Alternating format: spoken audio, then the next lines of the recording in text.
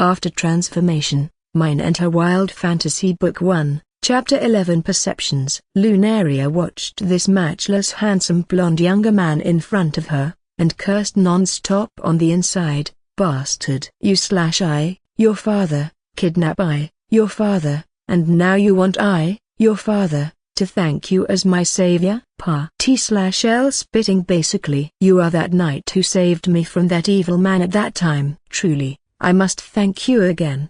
No, it wasn't that big of a deal. Claude looked very nervous, and bit his tongue twice in the process. What a weird guy. Lunaria silently snorted disdainfully, and then turned her sights on Lao Jerry. From the start, she felt very uncomfortable. It must be something that this old person did to her. Leah saw Lunaria turn her gaze to Lao Jerry and instantly introduced, "This is our chief housekeeper, and also chief of magic and swordsmanship, Sir Lao Jerry." Just from the title of this old man, Lunaria can feel that this old person was deep and unmeasurable, although she doesn't know just how strong a powerful person really is in this world. But intuition tells Lunaria that if this Lao Jerry wanted to kill her, then it would be as easy as a huge beast stepping on an ant, crushing her to dust. Also, this type of feeling was not all imaginary, but becoming more and more tangible. Lunaria felt that her conscience would collapse at any moment from the pressure. Looking at the silently trembling Lunaria in front of him, Claude slightly furrowed his brows, and then said in a low voice to Lao Jerry, "Lao Jerry grandfather, why did you use perceptions? This is not something a weak girl can bear without harm." "Ah, sorry, I accidentally used it from habit." Lao Jerry took back that formless pressure and slightly bowed towards Lunaria. "As the housekeeper, I must clearly know the strength of everyone in this residence, so to prevent unwanted people from sneaking in. That is why I exceeded my manners and used perception to test your mental power. Please forgive my rudeness, Miss Lunaria." "No, this is as it should be." Lunaria forced out a slight smile, with sweat glistening on her forehead, clearly pushed to her bodily limits. If it was Tyre, he would probably be much better. After all, there was some difference between the two bodies. Leah could not sit still and ignore the sight in front of her, so she supported Lunaria and sat her back onto the bed, using a handkerchief to dab away the sweat on her forehead. Miss Lunaria, having your body in good health is better than anything else. It's getting late today, so Grandfather Lao Jerry and I will leave now. See you tomorrow." "Leah, please take good care of Miss Lunaria. If there is anything you need, please inform us at once," Claude said with some embarrassment while tugging at Lao Jerry's sleeves, then left at a speed that can be compared to a full-out sprint, without even waiting for Lunaria's reply. This wild dash would definitely cause his underlings to be flabbergasted. Of course, Leah has also never seen the young master escape with his tail between his legs like this, and the atmosphere between the two people left in that empty room became somewhat awkward. Lunaria sat over there patting her chest carefully, thinking that it got pulverized from the pressure just then. She had almost been squashed by the so-called perception from Lao Jerry without any warning at all. Leah saw that Lunaria had some lingering fears and didn't have the heart to leave her alone, even though she was vexed for some reason, so she could only say, "Actually, Lunaria sister, look at the time, it's already this dark. How about we go to sleep now?" Sir Lao Jerry did what he did for the good of the Duke's residence, so please don't think too much on it. As for the details, that can wait until you recover a bit before discussing what you want to do with everybody. How about it? "No problem. After all, you guys are my benefactors, and Lao Jerry was only doing his job, so I don't mind." "Then Miss Leah, see you tomorrow." Lunaria really was tired. After all, using one mind for too long, she does not have too much mental strength to care for this beautiful girl body anymore. But to her shock, Leah looked at her with big watery eyes and said lightly, "Lunaria sister, who said I was going to sleep in another place?" What does that mean?" Lunaria had still not recovered from that sentence, and Leah had already strided forward and pushed down the girl sitting on the bed, taking off her clothes while she was at it, causing Lunaria to hurriedly pull the covers up to hide her bright red face. Although this bright red was not from Lunaria being shy or embarrassed, It was from the stimulating sight of seeing the other beautiful girls larger than imagined Twin Peaks. Ha ha ha, Lunaria sister is so cute. Good, then today, just let big sister Leah pamper you a bit. No, wait, Miss Leah. No waiting. Taste my special move. No, not there. Chapter end. Editor, just kidding. Wah, Lunaria little sister, how do you care for your skin? It's so good that your sister can't resist using more force now. This is so immoral. Lunaria felt her blood start to boil, as if trying to squirt out of her nostrils like waves from the sea. She only wanted to say at this moment, this feeling of being taken advantage of wasn't too bad. Actually, it should be said that Lunaria was the one taking advantage. Ha ha ha. Thinking of this, Lunaria's face started to melt. Just as the young girl was sinking into fantasy land, a feeling of numbness came from her lower body, spreading through her entire body in an instant. Wait a moment, Miss Leah, where are you touching? Whoa, Lunaria little sister, you are cleaner than I had thought down there. Male dividing line. Oi, Tyre, although when deity, I am demonstrating my body technique is unusually handsome, the flirtatious attraction unblockable by anyone, Kam Ming said with some shameless self-praising while putting his pincers in front of his chest like a person. But you don't need to be so excited that your face turns red and start to breath like a bull in heat. Right? Look at you, your nose is almost bleeding, so stop this before it goes too far. That's right, the Tyre at this moment has a face flushed with bright red. No matter who saw this face would think what this guy must have overdosed on excitement pills to the point of no return. Wait, could it be you are attracted to me? Kam Ming walked 2 steps away sideways, with a timid and scared expression, causing Tyre to be speechless. Sir Kam Ming, please don't care about my reactions, please continue teaching me the body technique. Finished. What's finished? The demonstration is finished, of course. Kam Ming waved his pincers while looking at Tyre with some dissatisfaction. Just how much do you want a deity to explain something to you? Go and think about it yourself. Book 1, Chapter 12, Body Technique and the Martial Skill. But Kam Ming sir, all you did was bend your body for a second, even though it looked very profound. Was that the body technique? Do you just bend over and wait for the enemy to come over? Tyre looked at Kam Ming with a non-committal look on his face, suspecting that this grab was trying to trick him. Jerry, you know what this means, don't lie. Kam Ming looked at Tyre and the expression on Tyre's face, becoming even more dissatisfied. He waved his big pincers and growled, "Idiot, this is my self-created saint-level body method. How can it be easily comprehended by a lowly vulgar person? Think about it, if you are in a fight with an enemy, and your body can ignore the laws of inertia and gravity, able to bend as you wish, how terrifying would that be for your enemy? It is very terrifying. It will feel like one is fighting a ghost. But you just demonstrated it once, so if I was able to learn it from just seeing it once, then doesn't that mean your body technique is very simple and basic, to the point where anyone can learn it by looking at it? Humphrey, don't even think about provoking me. I know exactly what your little brain is thinking and my heart is as clear as a mirror, though what you said does have some reason to it. Sacred body technique is almost at the same level as the highest body technique of the deities, so how can a mortal learn it just by having it demonstrated once? Highest of sacred? Shouldn't it be God level since it's used by deities? Tyre retorted without even thinking, making Kam Ming swing his pincers in annoyance, and answered, what God level? Other than what us deities call the God's domain, there is nothing on this world that can be called a godly level weapon, body technique, or martial skill. Even magic that reaches stage 17 is only called non-magic. So the weapon that the strongest person uses is only sacred level. Up to an extent, I hear that the supreme deity has a weapon that exceeds sacred level.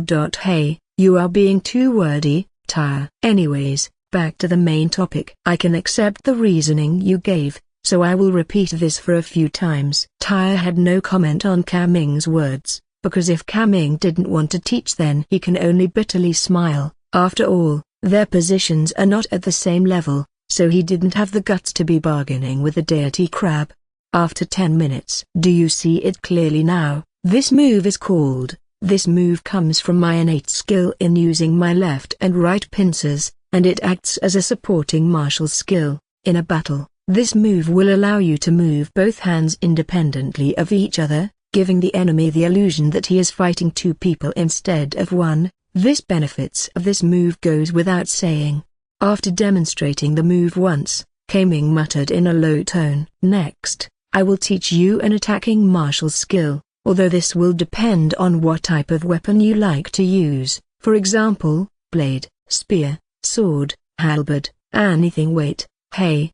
Kang-Ming said half the sentence before leaping 2 meters backwards, looking at Taya with a weird expression. Hey brat, that's enough. I've already said that although that I look magnificent beyond words when I am demonstrating my firm and upright martial skills, but you don't need to be so excited, right? TSK, look at you, you will die from excessive blood loss at this rate. Sir Kang-Ming, cough cough, give me some time to calm down. Please stop for a bit, for the sake of my last breath. I have abundant time, but you must make it quick. Okay, Jerry, you'll understand in a bit. Girls dividing line. Hey, Miss Leah, can you please let me go this once? I can't take it anymore. Lunaria gave a pitiful look. The clothing that she was wearing were thrown all over the place. Lunaria was huddled in the blankets looking for all the worlds like a maltreated girl. Call me Leah Annie-san, Leah said with her hands on hips, standing beside the bed without any clothing on her, but not feeling one bit of shame. Oppositely, she had a strict expression on her face, looking like a cheetah ready to prance on its prey. Leah Annie-san. Under Lee's lascivious abuse, Lunaria finally gave in and called in a tone that gave herself goosebumps. Leah gave a smile, thinking to herself that with this, Lunaria little sis won't be recalling the bad things that happened in the forest now. Add that to the fortune that her hands felt just a moment ago. This is the best plan ever. Oh yeah, Leah Annie-san. Seeing that Leah briefly stopped, Lunaria quickly picked up the black rock next to the bed and asked, what is this stone? Why does pressing it make a person pop out? This is called magic picture stone. Although the name has the word stone in it, it is actually not made from stone, but from the backbone of a certain illusion demon kind of magic beast. After some signs are carved on it by a magician, you can receive the broadcast from that area. Leah explained in detail to Lunaria, then gently pressed the stone and instantly, a picture showed up. Broadcast. Lunaria didn't understand. Could what she had seen be called a broadcast? Generally speaking, it is basically events such as the wedding of a certain prince with some princess, or when an Ares, protector, killed a demon king. As long as the news is interesting or important, the broadcast will have it. There are also some quality broadcasts that are around 24 hours on a danger area to increase the view rate. View rate? What good does that do? There are a lot of benefits. Leah extended a jade-like finger and slightly squinted her eyes. If it wasn't for the fact that she had nothing on her, then she might have seemed like a teacher.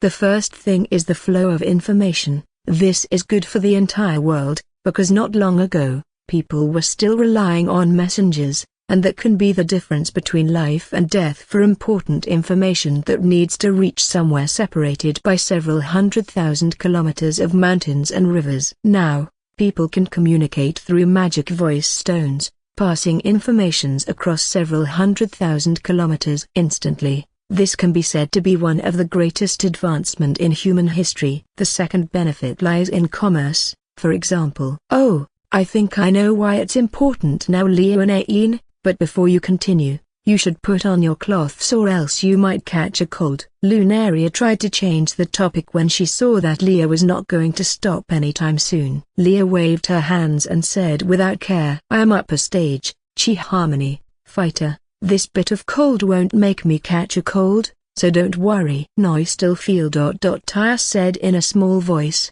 but thinking inside. Seeing you making different poses while wearing nothing is like making me undergo hellish training every second. T/L author used Taya here, basically means Taya's concentration is 90% in Lunaria and 10% in Taya while Taya's side is bleeding out. Book 1, Chapter 13 Studying at the Capital. Oh yeah, Lunaria-chan. Leah was hesitating but wanted to ask the question anyways, because she felt that she wasn't a stranger with Lunaria anymore, so she puckered up her courage and asked, How did you feel about that, sir? Lunaria heard the question and slightly frowned, but seeing the other's anxious looks, she suddenly understood. I felt that he was a very experienced person who is powerful beyond measure, but as a person, he felt very nice and amicable, and calling him the Guardian, for the dukedom isn't an exaggeration. This, the Guardian, phrase was something that she learned from the news broadcast from the Magic Stone, and it referred to the strongest individual for a certain area, having the power to protect that entire area from harm, thus the title, the Guardian. Sir Lao Jerry might be very powerful, but he isn't a guardian. Don't randomly decide on that, Lunaria-chan. Wait a second, no, I wasn't talking about Sir Lao Jerry, I meant that other sir. How did you feel about him? Leah hurriedly corrected her question, causing Lunaria to shiver. That terrifying old man wasn't the strongest. She felt that Sir Lao Jerry was like a huge unrivaled monster. Then who can be even more powerful than that kind of person? So Leonie-san was referring to that person. Although I have yet to meet Duke Hillier yet, but to be able to run a huge and thriving nation, and be loved by the citizens at the same time, he must be a very righteous and kind elder. No, that, Lunaria-chan, can we not talk about old men? We are still currently in our prime. We are talking about young men, like the young master. Leonie-san, I am feeling very tired today, and the strain on my mind is bad. It's not that I don't like chatting with Leonie-san, but way too much stuff happened today. So can we put this off for tomorrow? This time Lunaria used the tactic where one pretends to injure oneself to trick the enemy. Leah gave in. After all, teasing and questioning a young girl continuously isn't something that anyone can take, and even then, she would feel guilty. She put up her private thoughts and said, No, this is my mistake. I hope you can forgive your Annie-san. Okay Tilda, I don't know how long I will be staying and bothering you all here at the Duke's mansion, so just let this drop. Lunaria immediately put up a generous and kind face, causing Leah to see Lunaria as a small shining angel,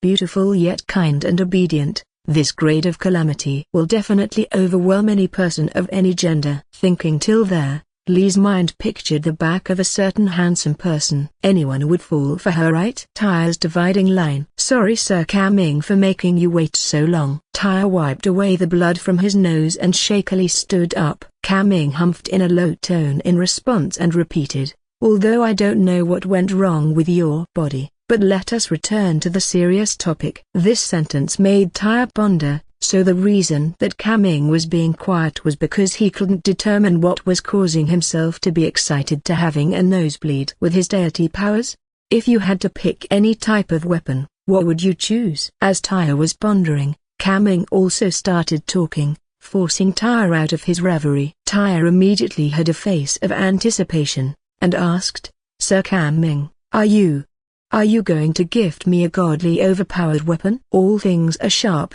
This deity sees all wood and grass as the source of a weapon. Since you are learning my legacy, how can you use those overly fanciful stuff? Kaming waved his huge pincer and glared at Tyre with a look that hated Tyre for not being more excellent, but what answered the crab's looks was another pair of despising eyes. Oh, so it's like this. Compared to his glare, Tyre's downtrodden tone robbed even more light from Kaming's face. You little brat. So snobbish even after losing all your memories, you will definitely fall into the pit of greed sooner or later. Such a small age but such a greed for profit. TCH, hurry up and choose. Giving me more glares won't help. Blade, spear, sword, halberd, hatchet, rod or hammer, as long as you can hold it in your hand, speak up. No matter what type of martial skill. Won't I still end up with a tree branch? Tyre mumbled. He pondered for a while then replied, If I pick the sword, what will you teach me? Heavenly Sword's heart and soul. The big crab answered with pride. This is something that originated from the ancient East. It is the saintly skill of the Vermilion Empire. After being refined by me, and then paired with the supportive skill return of heaven and earth, heart and soul, becoming two sets of heavenly swords, heart and soul, and together, its power is boundless. Oh, then what if I pick the blade? Fall of God. The big crab seemed to be tireless when it came to talking about these martial skills, and his pride when talking about these skills only grew with each word.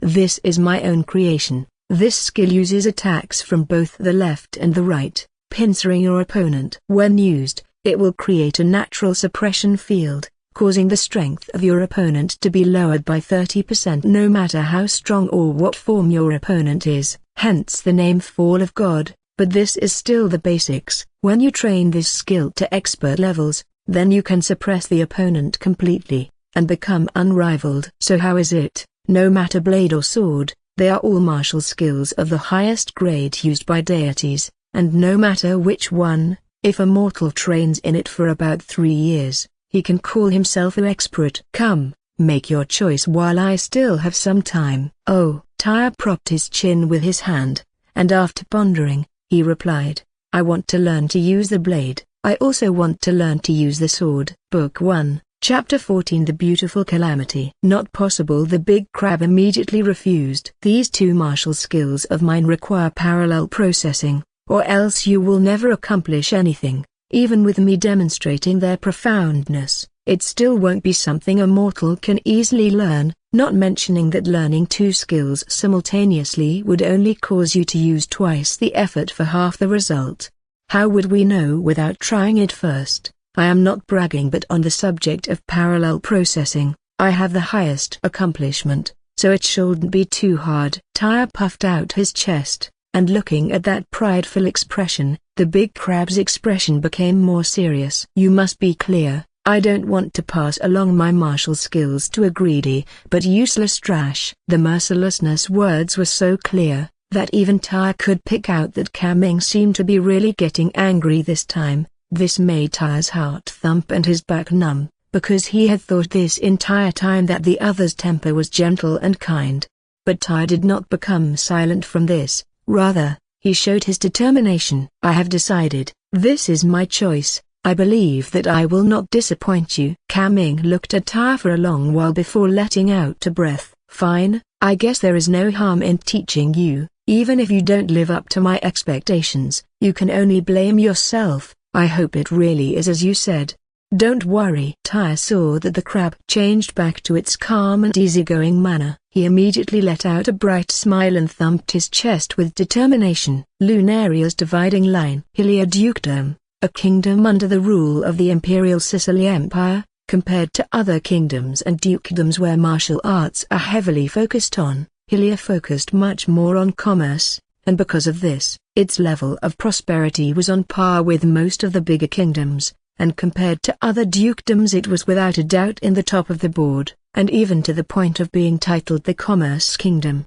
The plans are all planned for the fall, the season where all things reproduce, and the Duke's mansion was also busy preparing. Servants bustling about was the best example of liveliness, and at the same time it was rowdy. There was also the feeling of thriving and flourishing.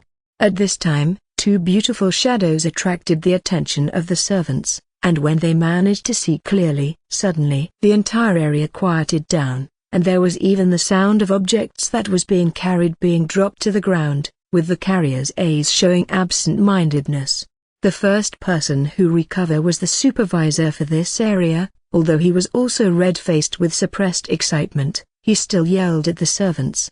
What are you looking at? Are you all even worthy of looking at Miss Leah and this honored guest? Back to work. All the servants jolted out of their stupefaction, knowing that their supervisor was no kind soul, and they were all too familiar with the suffering he can dish out, so they did not dare piss him off. All the servants lowered their heads and returned to their tasks. Although a few brave servants risked punishment and suck a few peaks. The supervisor wiped the cold sweat on his forehead, and eagerly ran over in front of the two girls trying to gain favor. He bent his waist and said, Miss Leah, and this honored guest, good morning. Leah and Lunaria did not look displeased at the servants losing their wits, causing the supervisor to let out a sigh of relief. Next time, Do not forget your mannerism. Notify the servants too. Yes, this lowly servant will engrave this on his heart." The supervisor said this, but he was complaining in his heart, "With you and this young lady being so beautiful, even if we don't want to lose our wits,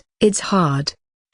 Let's go Lunaria-chan." "Okay." Only a single word, but when the supervisor heard it, his heart thumped wildly again, his heart turning into a bouncing basketball. He backed away with a hurry, fearing that if he stayed any longer he would lose his manners completely. In his heart, he sighed to himself, "This clawed young master really has his ways, he can even bring back a girl this pretty." Silently catcalls. "I mean, look at that rack and that ass. Only someone like the young master can enjoy a calamity of this level." 2. Walking on the winding corridor, Leah looked at Lunaria with meaningful eyes, but did not make a sound. "Wah, what is it, Miss Leonie-san?" Lunaria panicked at being stared at, so she could only carefully ask. Leah put both her hands behind her back and held back a smile. "Nothing." Lunaria fell silent once more. "Although, you really are a huge calamity, Lunaria-chan. Look at all those servants," sighed Tilda. "I can bet you that all of them will dream of you tonight. Think about it for a second." Wink wink nudge nudge. Leah walked in front of Lunaria and then said in a meaningful way, "Weren't you going to keep quiet?" Lunaria raised her brows, and immediately ran to catch up. "Leonie-san, this time of thief calling catch the thief. Is it really fair?" Lunaria's words caused Leah to pause for a second before recovering. Leah squinted her eyes. "Wah, Lunaria-chan, your words have some deep meanings. Let me see which mouth of yours said that." Think about it for another second. Wink wink nudge nudge. "Wait, Leonie-san, don't be rash. There are many people here." Lunaria immediately went into a defensive posture with both her hands covering important parts and backed up several steps. She was very clear of the torment she went through last night under Lee's hands, and adding to the fact that Lee's strength was very big, even though she clearly has no muscles on the surface, but her grip was as strong as iron, holding her as if holding a chick. Book 1, Chapter 15 Duke Failises. "Oh yeah, Leonie-san, why are we out here so early? Are you taking me to see the Duke?" "Yes." When the Duke was mentioned, Lee's playful attitude vanished and was replaced with a serious attitude. She replied, "After all, the Duke is the ruler of this kingdom and the Duke himself has mentioned wanting to meet you in person." "The Duke said so himself?" Lunaria furrowed her brows, thinking, why would a person of power bother with seeing a plain girl who was rescued? Could it be that he is enamored by my body's beauty and wants me to become a concubine? This type of powerful person, having a young and pretty concubine around, is very normal, but thinking to this step, Lunaria felt a wave of nausea rise up. Being teased and taken advantage of by a pretty girl, she can endure, but if you switch that with a dirty old man. Lunaria felt that she should start considering some escape routes. Leah never would have thought that at this instant, Lunaria was having crazy thoughts of doing wild things. Failises would normally go to the study in the mansion to take care of Hillier dukedom business, and it was here that Leah and Lunaria arrived at. Being surrounded by a small lake, a single tall building stood in the middle, with flowers growing all around the structure, and with strange birds chirping and occasionally flying.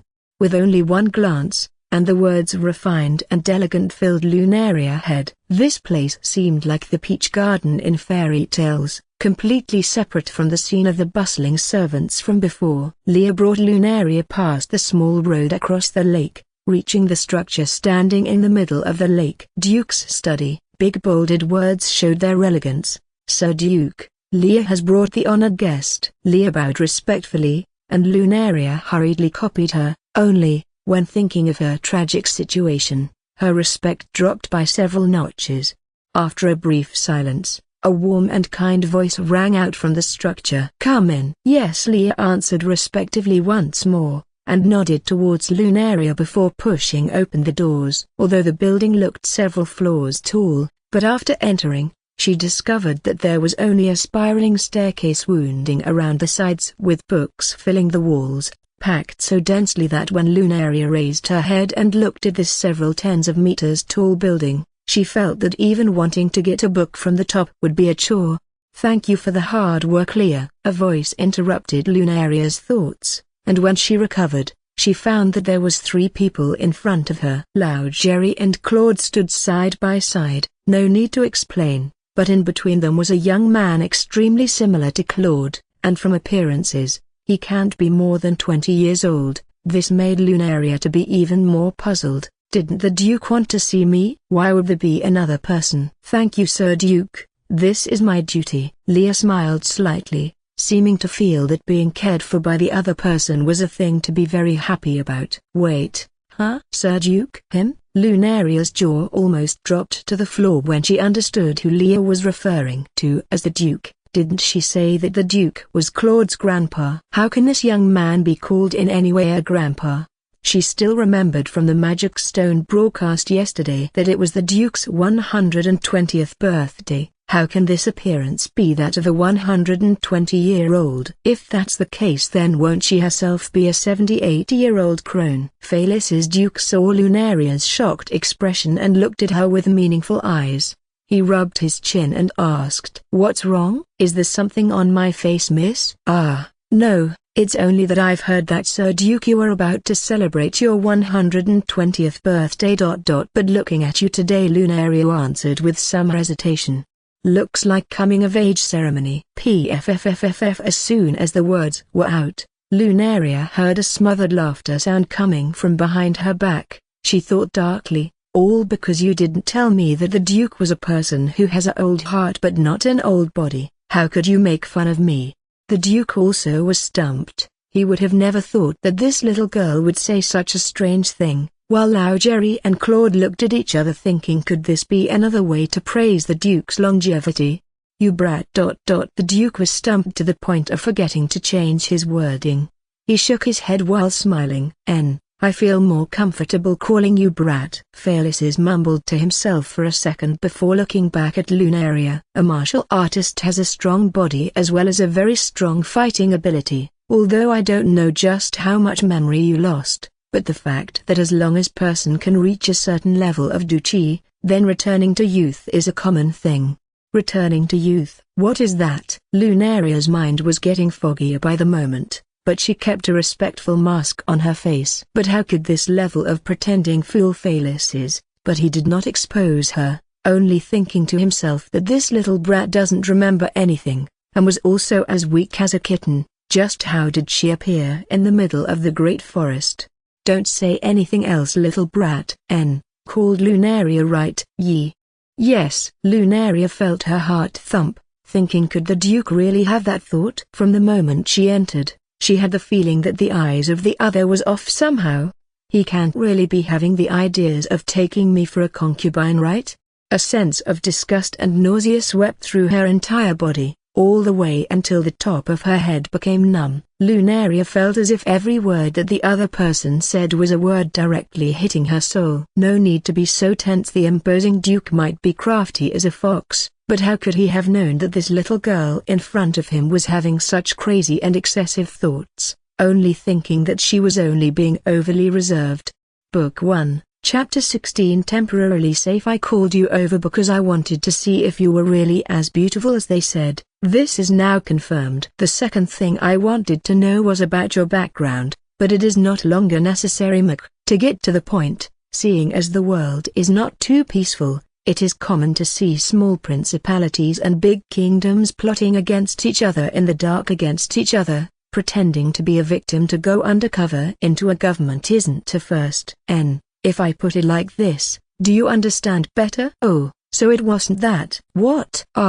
Nothing, I understand. Only, sir, look at me, I don't have any duchi or magic, and there isn't any dangerous weapons on me. How can I be one of those bad individuals? Lunaria blinked her big eyes, showing a look of honesty, and this was the truth because she didn't have any plots to begin with. She only wanted to get a better grasp of this world around her. Felis's Duke nodded his head, but did not respond to the charming yet sarcastic words. He looked towards the old man next to him. Lao Jerry, sir, from the situation, it looks like this little girl does not pose a threat, so please arrange a suitable identity for her. and make sure that her title is high enough to not be bothered by those perverted bastards." "I understand," Lao Jerry answered. Also Claude, this time your performance was very good. To be able to kill that bandit worth 100,000 gold in 1v1 fight, looks like you can go and test for, Son of Heaven, rank at the martial arts center in a few years." "No, that was only by luck, if that." Axe King fought with all his strength at the start and did not underestimate me. I would not have been able to win so easily. The underlying meaning was that even if the other started the fight with a serious attitude, he would have still not be a match for Claude. As to who this Axe King was, and how strong he was, Lunaria had no idea, but there was no way that he could be stronger than Lao Jerry or that huge beast in the forest. Right, he can't. Just as she was thinking randomly, Fearless shook his head with a smile, just about to say something but hesitated, before looking towards Lunaria and Leah. "You go can for now." "Oh yes, my birthday is after 3 months, and at that time important nobles from all kinds of principalities and kingdoms will arrive." "Little girl, you need to show your face at that banquet along with your fake identity. That way they won't suspect you while you live at this mansion." "Yes, thank you Sir Duke." "'Tis only a small matter, you can go now." "Yes." Watching Leah and Lunaria leave, Fearless kept the faint smile on his face. What an interesting little girl. She obviously have no abilities, but does not fear her situation in a strange environment a single bit. Who knows if this have anything to do with her memory loss. "Then, Sir Duke, you mean pass for now, since Lao Larry and you are vouching that she has over 30% and more affinity for the light attribute, not looking at her beauty. We can treat her as a higher-ranking magician or a holy healer in the making." Adding to the fact that we are her benefactors, and that she has no memories and nowhere to go, if we treat her well, there is no need to worry that she will escape. Fearless was still smiling faintly, but when he spoke, he was already looking at Claude. If the situation allows, she would make a fine granddaughter-in-law. "Grandfather, you." Claude's serious face immediately became startled, and he followed up. "Grandfather, I already have the current 13th princesses of the Sicily Empire as my fiancée, Snow Lily Giantis, long-ass name, and this arranged marriage is something that you proposed to the emperor himself." The underlying meaning was that starting to dabble with other girls before the primary wife haven't even married yet is a huge disrespect to the royal family. "Ha, Claude my grandson, do you think the little thought you have can be hidden from me?" "Even if Lao Jerry doesn't tell me, just from your virgin response from the moment that the little girl entered, I already knew what was going on." Claude was so embarrassed that he could not even bring up the will to refute this old grandpa's guesses. Even his death struggles will only lead to even more word traps for himself. So what if he was a virgin? Was there any need to be so absolute on that? Claude muttered in his mind. Okay, let's discuss this matter at another time. The most important thing is how we should respond to those few things." When those things were mentioned, the three people suddenly became serious. Lao Jerry squinted his eyes and said in a low voice, "A disciple of Indigo Julie Hall seems to have arrived inside of the principality, and the people who saw her say that she is a person who wears fancy clothing." Fancy-clothed girl. I remember that back when there was a rebellion going on in the Empire, that women and several disciples have also showed up. I think they were calling themselves the Seventh Disciples. Beautiful, Anagesti J. Leela. Though there isn't any big movements, we can keep quiet and watch for now. Fearless nodded his head, and said, "Second thing, our neighbor, Mylock Kingdom, seemed to have some movements recently. Sir Duke, I think that Mylock Kingdom's movements should be related to our God's Orders book, so they must be taking some actions." Then what do you think that they will do, Sir Lao Jerry, and when do you think they will visit? Fearless looked towards Lao Jerry and both started smiling. "Isn't this just the effect that Sir Duke is wanting?" Claude squinted his eyes, but did not feel troubled by the words that the other two were saying, but he was giving off killing intent, almost as if he was seeing the bloodbath to come. Book 1, Chapter 17. A conversation that affects one's entire life. After a night of special training, Tyre, was unexpectedly able to learn all of the body techniques and martial skills and managed to shock Kaming, a deity, to the point of praise in the area of parallel processing.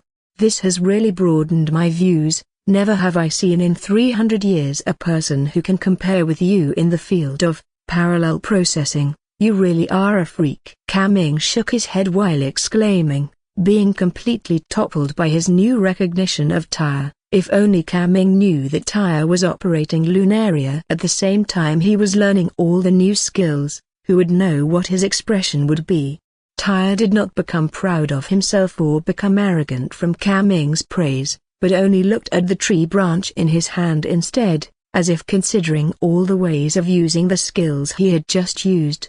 Martial skills, body techniques, as well as Duchi. All of this was engraved into his brain and revolving rapidly. This really is mystical, so this is sacred stage, beyond the mortal's reach. Tyre muttered to himself, with bright flashes shining in his eyes, as if a child finding a brand new favorite toy. Sir Kaming, thank you very much, very much, for teaching all of these valuable things to me. The sudden gratitude from Tyre startled Kaming for a second, but Tyre ignored the big crab's response and continued. I was lacking experience before, but after learning all these new things and mastering some of the profoundness within, it is now clear just how valuable these skills, body technique, and martial skills are. Tyre won't say anything else, but if Kaming Sir ever needs anything that I can help with, you only need to call and I will be at your service.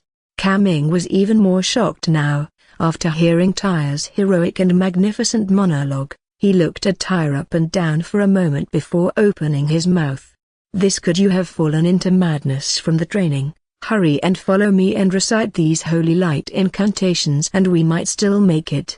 Sir Kaming. Tyre looked at the big crab with embarrassment, and scratched his head awkwardly, remembering the grudges and suspicions he had on Kaming from earlier. He started to feel embarrassed, especially now that he has experienced the mystical body techniques and martial skills. All his suspicions flew to the clouds. Never mind. I am starting to feel embarrassed if you keep thanking me like this. Since I have lived up to my promise and taught you what you wanted, I think that if there are no lucky coincidences later, we won't be seeing each other again. Kaming waved his big pincers and thought of something, suddenly opening his mouth. Oh yeah, let me tell you a piece of information that I just remembered. I heard that between the borders of the Sicily Empire and the Vermilion Empire there is a top academy recognized by both empires called Avalon. Within this academy there is 3 holy devices and one of these can erase, control and awaken people's memories. This might be useful for you. This information caused Tyre to hesitate a second before the excitement arrived. His biggest problem at hand aside from his body, was his memory. Losing your memory and being a stranger to everything is a very annoying thing to deal with. Now all he has to do was to think of a way to go to that so-called Avalon and try to awaken his memories. Then he might also find out why his body was like this. This was hitting 2 birds with 1 stone. No need for words of gratitude. Kaming saw Tyre about to lower his head again and hurriedly waved his pincers. Then he said in a calmer tone, since you already freed me from this place, you have already given me a great help. Since we are even now, there is no need for tearful farewells. We are not that type of people. If my luck was better. Mark, if we ever do meet again, then that will be fate. Tyre never thought that Kaming would pull out such a high level of monologue, and did not know how to respond, feeling that the other's emotion had a faint change. Oh yeah, Tyre. One last bit of information. No. Calling it a warning is better. Kaming's face suddenly became foreboding. Gone was the calm and easygoing feeling. There was no anger, despite excitement, but an extremely unfamiliar change of attitude to Tyre. At this time, Tyre would never have guessed the level of impact in his future. And even after many years later, he would still recall from time to time the strange and complex expression on the big crab's face before laughing helplessly. At the same time, Kaming's voice sounded again. On this world, the most fearful thing is not demons, not deities, and certainly not elves and giant dragons, but humans, the bottomless, all-encompassing evil. Kaming's tone was very severe, as if there was some extremely deep meaning behind the words, and after that, his entire body slowly rose into the sky. Tyre raised his head looking at the flying figure several meters above the forest with some unwillingness to part in his heart. Remember, there will be one day that you will understand just how much meaning there is behind these words. Before the sound faded away, the shadow in the sky had already disappeared from view, leaving Tyre standing there alone and staring blankly into the sky, muttering and repeating the parting words from Kaming. Bottomless. Evil. What evil? Evil person? Is it a disaster? Tyre does not understand, but he still engraved the words into his mind, since it was something that Kaming Sir had said. Memorizing it can't go wrong. Anyhow, as long as I take precautions around people there shouldn't be problems, right? Tyre finally thought of that as a solution. Book 1, Chapter 18. A way out. Whipping the tree branch in his hands in the air, Tyre looked around and found out something to his embarrassment. Ha ha ha, where am I? I was too focused on escaping that giant monster. There is no way I can recall the way back from that long ago. Although now Tyre has some fighting skills, but he still lacks actual combat experience, and in addition, he has no clue just how powerful those so-called magic monsters are, but he was very aware of the danger, and knows that even if 100 of himself together, he still won't be a match for that giant beast. So instead of being eager to test out his new skills, he was thinking of a way to leave this forsaken place. In actuality, Tyre really wanted to go to where Lunaria is at in Hylia Dukedom, but he wasn't stupid, and he knew from meeting the Duke this morning that the other side was already suspicious of Lunaria, even though the Duke waved off the suspicion and said that Lunaria's identity was safe for now. But this does not mean that they won't suspect her anymore, or at least, they must be doing a lot more digging in the background trying to find out more about Lunaria. If Tyre just went there openly into the Dukedom, although he doesn't know for sure just how strong their information network is, but he felt based on intuition that he will be found out immediately, and this was based from the magic picture stone, because if they had something as magical as that, then they could also have something that will detect him the instant he arrived in the Dukedom. So, although he was worried about the situation on Lunaria's side, but he still can't go to the Hylia Dukedom just yet. There is no telling what they would do to him other than some interrogation. After all, this was not what Tyre was into. Based from what the magic picture stone was showing, the direction where the sun rises should be the east. Tyre gazed at the just rising sun and muttered to himself, if I can find a map as Lunaria, I should be able to leave here successfully. He put his words to action as soon as he decided on the idea, and immediately, Tyre put most of his attention onto Lunaria. Leonie-san, I want to borrow the map of the entire empire for a quick look, if possible. Can you also bring over the map where the kingdom names are labeled as well? Lunaria clapped her little hands, and pleaded Leah, who was walking side by side with her. This type of pleading from a big beauty packed quite a punch, and no matter who is on the receiving side won't even think of rejecting, and Leah was naturally one of those people, though she still asked with some confusion.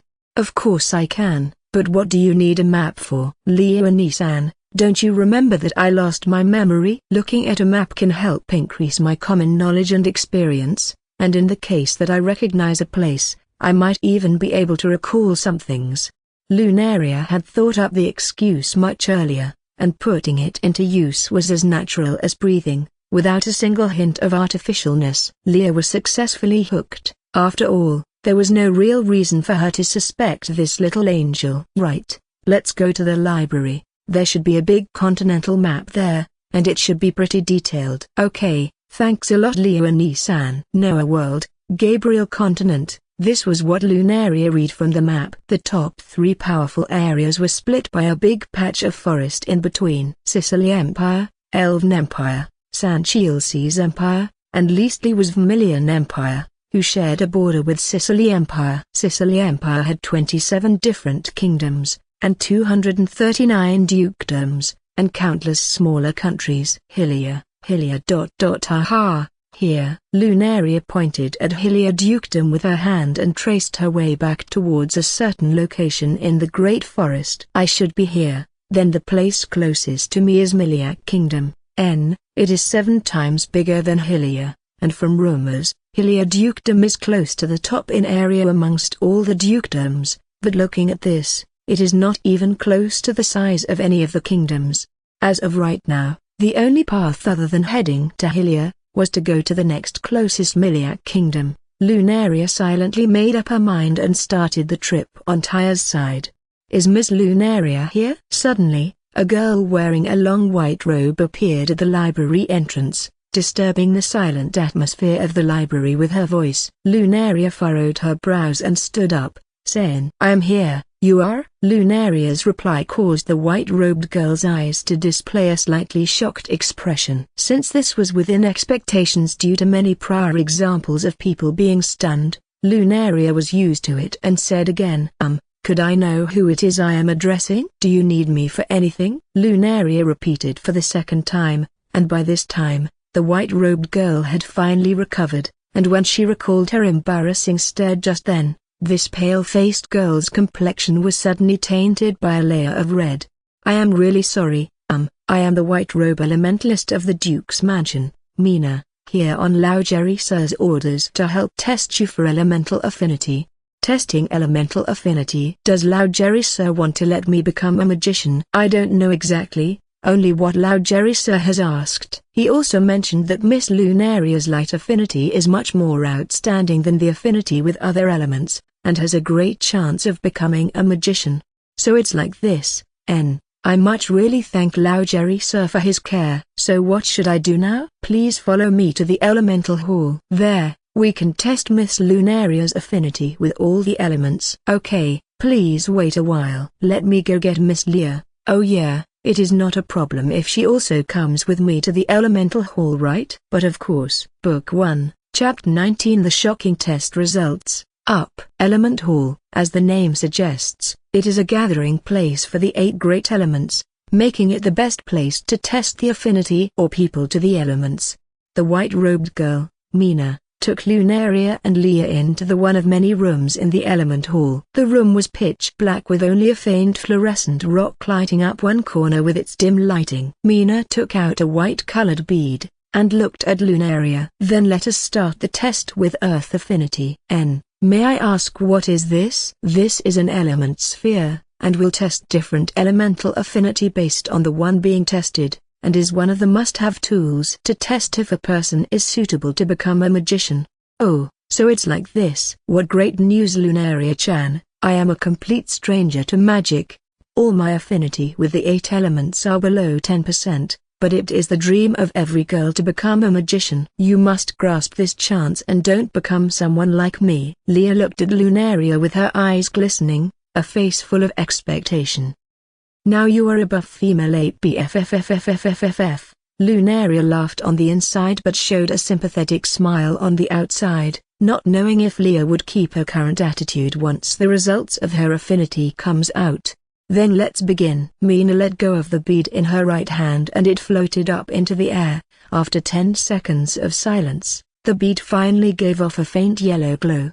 "This is..." Mina became more and more astonished as she looked, and said with a trembling voice, "Over 40% Earth affinity. How could this be?" "Didn't Sir Lao Jerry say that Miss Lunaria has extraordinary affinity with the light element?" "No, this isn't okay. I must report this to Sir Lao Jerry." "Miss Lunaria, Miss Leah, please wait here for a while." "It's fine, no need to mind us, you go on ahead." Leah nodded her head as she recognized the importance of this matter. As she watched the other disappear into the distance, she looked towards Lunaria as if looking at an exotic animal. 40% Earth elemental affinity, just a bit more before becoming body of Earth's womb. Something that only 2 to 3 people possessed inside the entire dukedom. "You really hid your abilities well, Lunaria-chan." I didn't know this either." Lunaria waved her hand, thinking back to the time when the crab informed herself that it was possible she had the body of holy light. At that time, the crab only informed her of that but nothing else because there was no way to test her at that time, and now she is being officially tested. There was not telling what would pop up. Earth elemental affinity is already 40%, what about the other elements? As her thoughts flew all over the place, Mina quickly brought over Lao Jerry into the room. "Let me see your Earth affinity," Sir Lao Jerry ordered without any hesitation, making Mina, who was just catching her breath, fumble a bit as she started operating the floating bead. Bzzzzz, the faint yellow glow appeared once more, making Lao Jerry curl the corners of his lips, but he quickly returned to a serious face, saying, "Next test, water affinity." Yes, Mina did not fumble this time. The yellow glow gradually died down, but a gentle blue color took its place. 40% water affinity. This. Mina's forehead started to form beads of sweat, but not from overuse of magic, but from the shock that was taking place in front of her. Continue. Next element. The corners of Lao Jerry's eyes started to twitch a little bit as he had a faint premonition that this little girl called Lunaria might not be as simple as she appeared on the surface, even though he has experienced many things and has never been flustered before, but this time, he actually looked forward to the results with excitement. Yes. Mina wiped off the sweat on her forehead and touched the element bead gently with a finger, causing a ripple to appear on the surface before taking her right hand back. Another bzzz sounded, and a layer of fire appeared on the surface of the bead. The strong waves of heat made Lunaria duck behind Leah to avoid the heat. Sir, this is the sign of over 70% affinity, body of raging flames. This time, even Sir Lao Jerry was truly shocked, and looked towards Lunaria with the gaze of someone looking at a valuable treasure, scaring Lunaria, who was just coming out of her hiding spot behind Leah, to hide once more. Switch the element bead, try again. Yes, this could be the result of the element bead having issues, and this has happened before. But after the results came out again, Lunaria's results were genuine. Next element. Good thing Sir Lao Jerry was aged and experienced and was able to withstand his excitement, not like Mina and Leah who were jittery with excitement. It wasn't their fault, as they have never seen someone having over 40% affinity with earth and water, and even an affinity of over 70% with the fire element. The body of raging flames. Mina has never seen someone as abnormal as this in her entire life, and have only heard about something like this from the Magic Picture Stone news. Also, she has a faint feeling that the excitements were far from over. Next element. Oi, Elementalist Mina. Lao Jerry's repeated his order to wake Mina from her shock. She hurriedly apologized before operating the elemental bead again. Bzzzzz. Sir, wind affinity is over 40%! All her affinities combined equal a power level of over 9,000. This has never been seen before since ancient times. Book 1, Chapter 20. The shocking test results. Middle. Compared to the 70% fire element affinity from before, the 40% wind affinity was a bit more acceptable, but if one think about this a bit more carefully, there doesn't seem to be anyone in history who had such an outstanding affinity with all these different elements. Continue. Lao Jerry's face had a red tinge to it, and even though he looks calm on the surface, anyone who examines closely will see that he was trying really hard to keep his mouth from twitching. Yes. Mina took a deep breath, steeling her resolve, thinking that she is a white-robe elementalist of the Element Hall, not only young but also talented, a high-ranked individual. She could not be in upheaval over something like this. Even more so since Sir Lao Jerry was overlooking this right beside her. She could not lose her composure again. With her heart somewhat settled, Mina operated the elemental bead once more. As her finger touched the bead, there was a ripple, but nothing else happened. The silence ensued was like the calm before a storm. Following the silence, several hundred flashes of electricity crackled out of the element bead, striking everywhere inside the room, as if fishes playing in the water, as happy as could be. Looking at the lightning flashing all over the place, Mina felt her legs go soft, and said with some difficulty, Sir. Am I hallucinating? This should be the recorded body of lightning purgatory, over 80% affinity. Only records of this can be found in the history books. How can I see two different body physiques on the same person? Just how much of a freak is this person? The white-robed girl couldn't help but feel her head start to go dizzy, feeling the room spinning around her, and fell on her butt as her legs gave out. Lao Jerry's usual squinted eyes were opened wide at the moment. The series of shocking results flooded his core, but he did not lose all his calm at this, because things like someone possessing two body physiques at the same time has happened before. After showing shock for a split second, Lao Jerry recovered his calm, but the red on his face did not recede so quickly. After staying silent for about a minute, Lao Jerry slowly opened his mouth again. Next, we will test the three higher elements, light, dark, and space affinities. Though before this, let me ask you something. Lao Jerry's eyes looked at Lunaria with some conviction, and said with extreme seriousness, Are you willing to become a disciple under I, Sir Lao Jerry Hope God? As soon the words left his mouth, the almost fainted Mina bounced up from the floor, and even the stupefied Leo standing to the side gasped aloud. I am not hearing this wrong, right? The Sir Lao Jerry who has not taken in any disciples for the past 90 years actually wants to personally make Miss Lunaria his disciple. This was simple, unimaginable. After that incident with his last disciple, he seemed to entirely reject the idea of disciples, and even treated his past disciples who had already finished their apprenticeship with a cold eye, causing many people to think that Sir Lao Jerry won't take in another disciple the rest of his life. But unexpectedly I am waiting for your answer. Lao Jerry's urging caused Lunaria to recover. She muttered inside, but I didn't do anything. How come first Sir Kaming wanted to pass down his sacred level skills, and now someone who looks like a super powerful old grandpa want to take me in as a disciple? Could I be born with the faith of being a disciple? But thoughts were just thoughts. Lunaria did not hesitate with her answer. She bowed politely and said, Disciple Lunaria sees Master. Seeing Lunaria's natural matter-of-course response, Sir Lao Jerry let out a slight smile, because it wasn't every day that one could see a genius like this, and to be able to take on a disciple this talented, no matter who the master, they will still feel happy.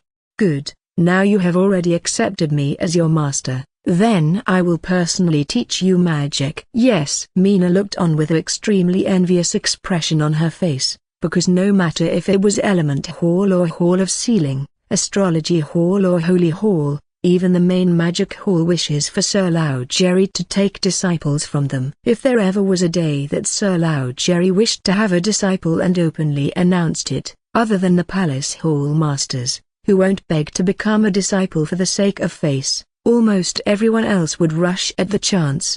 So how could this not cause Mina to be envious? She sat in her high position, and as a genius amongst geniuses, she had never taken a master in the hopes of catching Sir Lao Jerry's eye, but she never would have thought that a girl who had recently arrived at the Duke's mansion would so easily accomplish her final goal. This type of discrepancy caused her emotions to surpass envy and evolved into jealousy. Elementalist Mina continued to the next test. Yes.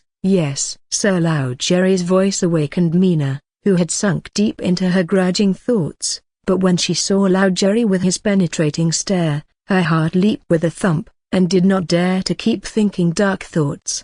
Sir, the next element is the higher element of light. Start. This is one that I look forward to the most. Mina nodded her head with a serious expression, and prepared with the utmost caution, and took out a glowing instrument from her white robe, and threw it into the elemental bead. Suddenly the entire room was filled with light,